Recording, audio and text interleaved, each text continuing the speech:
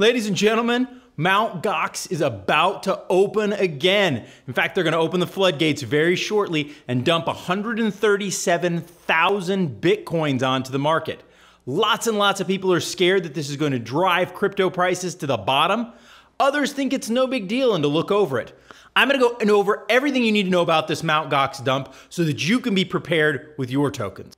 Welcome in, guys. David here, cryptotutorials.org. Have you been hearing all the news about Mt. Gox dumping these Bitcoins? That's right. If you don't know, Mt. Gox used to be the largest and practically the only exchange for Bitcoins, but they got hacked. They lost a lot of Bitcoins and their assets were frozen. Now, this has been involved in courts for about 8 years now. And finally, there seems to be a resolution. When Mt. Gox did go under, over 100,000 Bitcoins were locked up. In fact, 800,000 were stolen and about 100,000 were locked up in the exchange. Now, after 8 long years of waiting, many of these people are ready to get their hands back on their Bitcoins. And like I said, 137,000 of them are going to be released. Now, if your Bitcoins were locked up inside of Mt. Gox back in 2014, you'd be really excited to get them.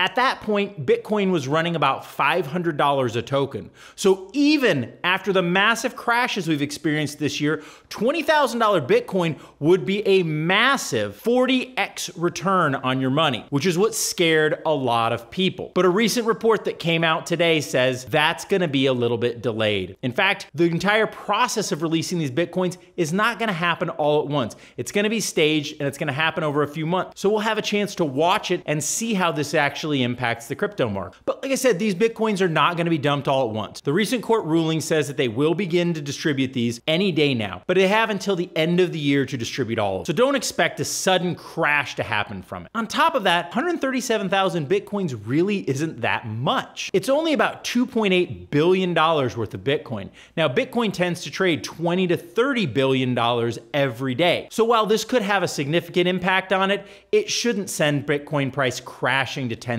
like people are worried. On top of this, the people getting their Bitcoin this year are only the ones who chose to get the early lump sum payment. Now, a lot of people who wanted to get the most Bitcoin they can out of their investment are taking the long play from the court. They're going to be slowly getting a dispersion of Bitcoins all the way through next year.